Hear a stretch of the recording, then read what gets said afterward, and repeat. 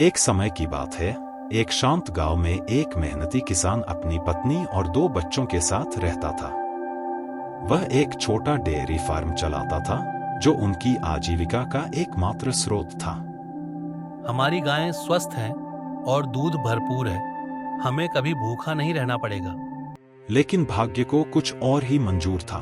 एक एक करके उनकी गायें बीमार पड़ने लगीं और मर गईं। मुझे समझ नहीं आ रहा, ये सब क्यों हो रहा है? सारे जानवर खत्म हो गए, डेयरी फार्म बंद हो गया और परिवार गरीबी में चला गया।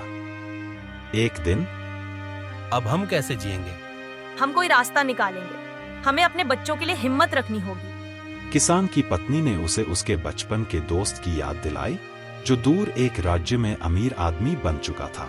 तुम्हारा दोस्त अमीर और दयालु है। वह जरूर हमारी मदद करेगा। मैं भीख नहीं मांग सकता। ये मेरी गरिमा के खिलाफ होगा। गर्व हमारा पेट नहीं भरेगा। हमें बच्चों के लिए जाना ही होगा। पहले तो किसान झिझका, लेकिन अंततः मान गया।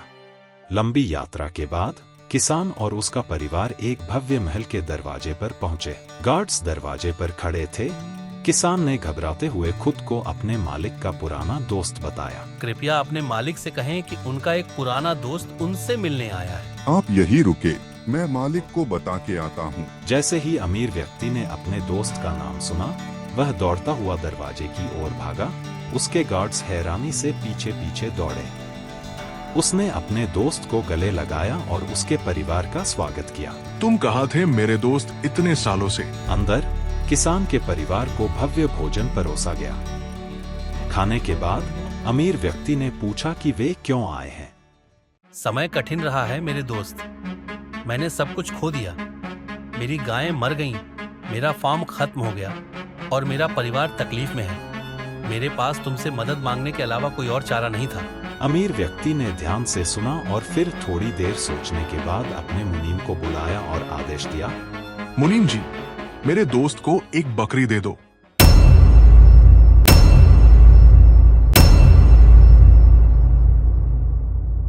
बकरी? मैंने ज्यादा उम्मीद की थी। किसान हैरान हुआ, लेकिन चुपचाप स्वीकार कर लिया।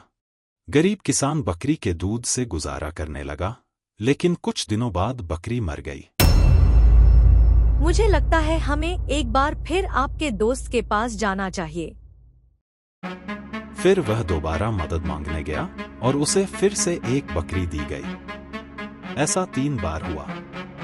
चौथी बार बकरी जिंदा रही और उसने दूध देना शुरू कर दिया। धीरे धीरे किसान ने अपनी बकरियों से कमाई शुरू की। कुछ महीनों में उसके पास 50 बकरियां हो गईं और वह फिर से सफल हो गया। उसकी पत्नी ने कहा, हमें अपने दोस्त को धन्यवाद देने जाना चाहिए। अब हम गरीब नहीं रहे मेरे दोस्त। तुम्हारा बहुत बहुत धन्यवाद। तुम्हारी मदद से ही हम दोबारा सफल हुए हैं। अमीर दोस्त ने सुनकर कहा, मुनीम जी, मेरे दोस्त को 500 गाय, 5 गाव और 100 एकड़ जमीन दे दो। गरीब किसान चौंक गया और पूछा, अब क्यों?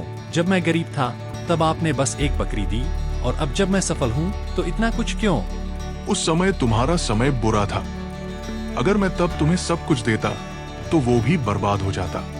मैं बस तुम्हारे अच्छे समय का इंतजार कर रहा था।